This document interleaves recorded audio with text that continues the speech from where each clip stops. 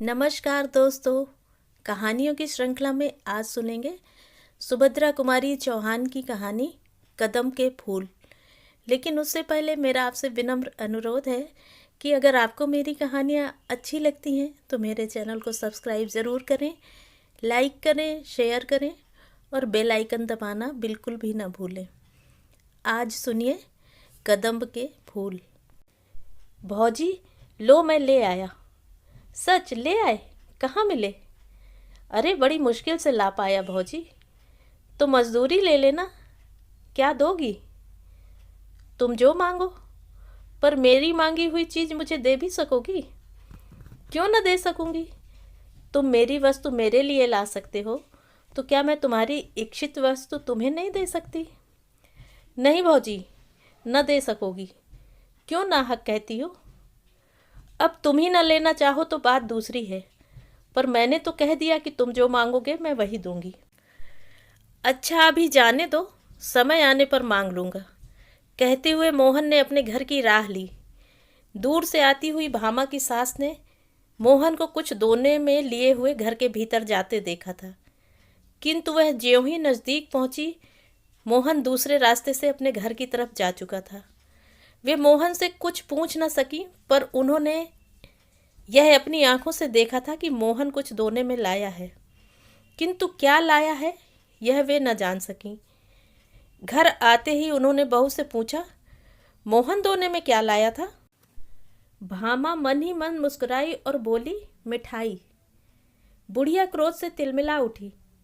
बोली, इतना खाती है, दिन भर बकरी की तरह मुंह चला ही करता है, फिर भी पेट नहीं भरता। बाजार से भी मिठाई मंगा मंगा के खाती है।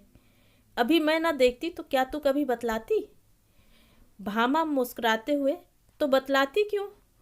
कुछ बतलाने के लिए थोड़ी ही मंगवाई थी। क्यों? क्या मैं घर में कोई चीज़ ही नहीं हूँ? तेरे लिए तो मिठाई के लिए पैसे हैं। मैं 4 पैसे दान दक्षिणा के लिए भी मांगूं तो सदा मुंह से ना ही निकलती है। तेरा आदमी है तो मेरा भी बेटा है, क्या उसकी कमाई में मेरा कोई हक नहीं? मुझे तो 2 बार सूखी रोटी छोड़कर कुछ भी ना नसीब हो और तू मिठाई मंगा मंगा के खाए। कर ले जितना जी चाहे, भगवान तो ऊपर से देख ही रहा है, वह तो सजा देगा ही। मुस्कुराते हुए, क्यों कोस रही हो माँ जी? मिठाई एक दिन खा ही ली तो क्या हो गया? अभी रखी है, तुम भी ले लेना।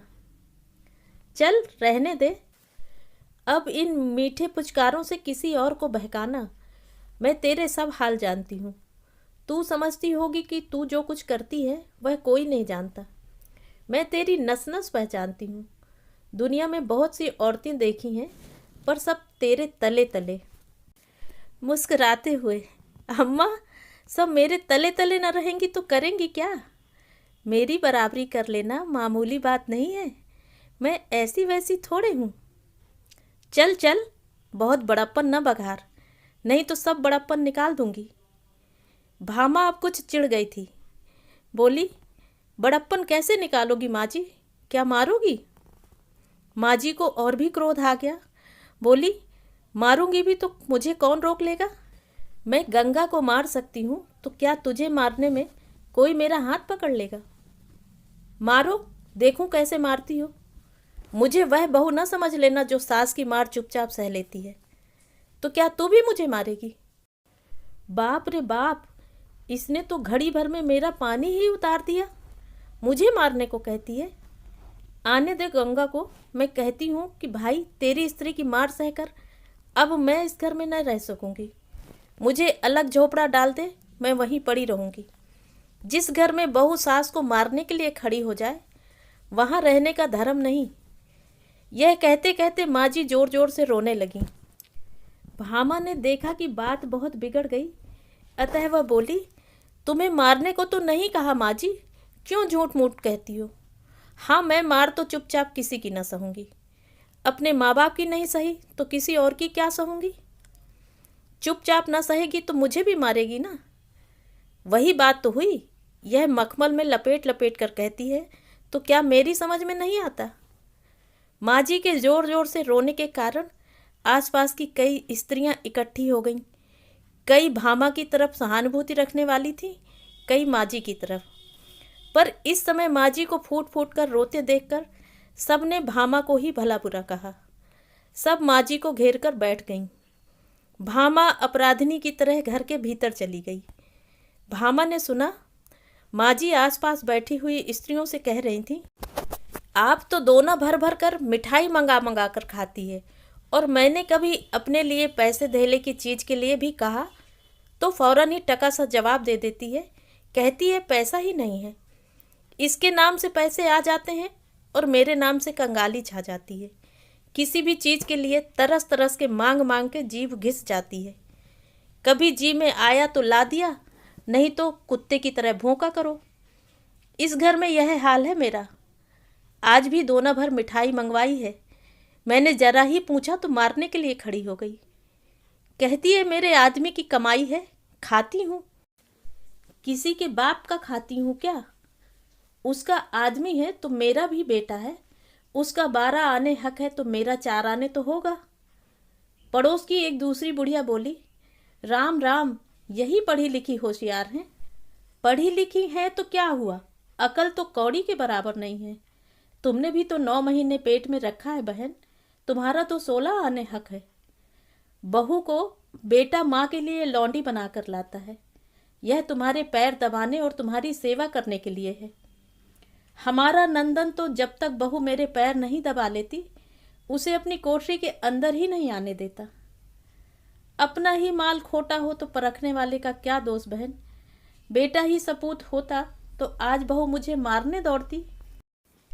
गंगा प्रसाद गांव की प्राइमरी पाठशाला के दूसरे मास्टर की जगह के लिए उम्मीदवार थे। 17.5 रुपये माहवार की जगह के लिए बेचारे दिन भर दौड़ धूप करते, इससे मिल उससे मिल, न जाने किस किस की खुशामद करनी पड़ती थी। फिर भी नौकरी पाने की उन्हें उम्मीद बहुत कम थी। इधर वे कई मास से बेकार बैठे थे। भामा के पास कुछ जेवर थे जो हर माह गिरवी रखे जाते थे और किसी प्रकार काट कसर घर का खर्च चलता था। भामा पैसों को दांत तले दबाकर खर्च करती। सास और पति को खिलाकर स्वयं आधे पेट खाकर पानी से पेट भरकर उठ जाती। कभी दाल का पानी ही पी लिया करती, कभी साग उबालकर ही पेट भर लिया करती।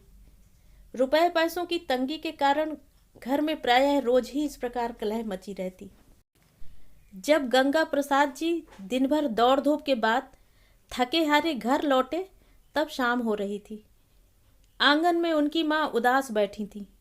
बेटे को देखा तो नीची आंख कर ली, कुछ बोली नहीं। गंगा प्रसाद अपनी माँ का बड़ा आदर करते थे, उनका बड़ा ख्याल रखते थे। जिस बात से उन्हें जरा भी कष्ट होता, वह बात वे कभी न करते थे। माँ को उदास देखकर वे माँ के पास जाकर बैठ गए। प्यार से माँ के गले में बाहें डाल दी और पूछा, क्यों माँ, आज उदास क्यों हो? क्या कुछ तबीयत खराब है? नहीं, अच्छी है। कुछ तो हुआ है माँ, तू उदास है। अब माँ जी से ना रहा गया, फूट फूट कर रोने लगी। बोली, कुछ नहीं, मैं आदमी औरत में लड़ाई नहीं लगवाना चाहती, बस इतना ही कहती हूँ कि अब मैं इस घर में ना रह सकूँगी। मेरे लिए अलग झोपड़ा बनवा दे, वहीं पड़ी रहूँगी। जी में आवे तो खर्च भी देना, नहीं तो मांग के खा लूँगी। क्यों माँ, क्या कुछ झगड़ा हुआ है? सच सच कहना। आज ही क्या, यह तो हर तीसरे दिन की बात है। तेरी घरवाली ने मोहन से मिठाई मंगवाई, वह दोना भर मिठाई मेरे सामने लाया। मैं जरा पूछने गई तो कहती है, हाँ मंगवाती हूँ, खाती हूँ, अपने आदमी की कमाई खाती हूँ, कुछ तुम्हारे बाप का तो नहीं खाती। जब मैंने कहा कि तेरा आदमी है तो मेरा भी बेटा है, उसकी कमाई में मेरा भी हक है, तो कहती है कि तुम्हारा हक जब था तब था, अब तो सब मेरा है। ज़्यादा बोलोगी तो मार के घर से निकाल दूंगी। तो बाबा, तेरी औरत है, तू ही उसकी मार सहे। मैं मांग के भले ही पेट भर लूं, पर बहू के हाथ की मार ना खाऊंगी। गंगा प्रसाद अब ना सह सके, बोले, वह तुझे मारेगी माँ? मैं ही ना उसके हाथ पैर तोड़कर डाल दूंगा। कहते हुए वे हाथ की लकड़ी उठाकर बड़े गुस्से से भीतर गए। भामा को डांट कर पूछा, क्या मंगाया था तुमने मोहन से? गंगा प्रसाद के इस प्रश्न के उत्तर में कदम्ब के फूल थे भैया, कहते हुए मोहन ने जब घर में प्रवेश किया तब तक भामा ने दोना उठाकर गंगा प्रसाद के सामने रख दिया था। दोने में 8-10 पीले पीले गोल गोल बेसन के लड्डुओं की तरह कदम के फूलों को देखकर गंगा प्रसाद को हंसी आ गई। मोहन ने दोने में से एक फूल उठाकर कहा, कितना सुंदर फूल है यह भौजी। तो ये थी कहानी। कहानी आपको कैसी लगी कमेंट करके ज़रूर बताएं।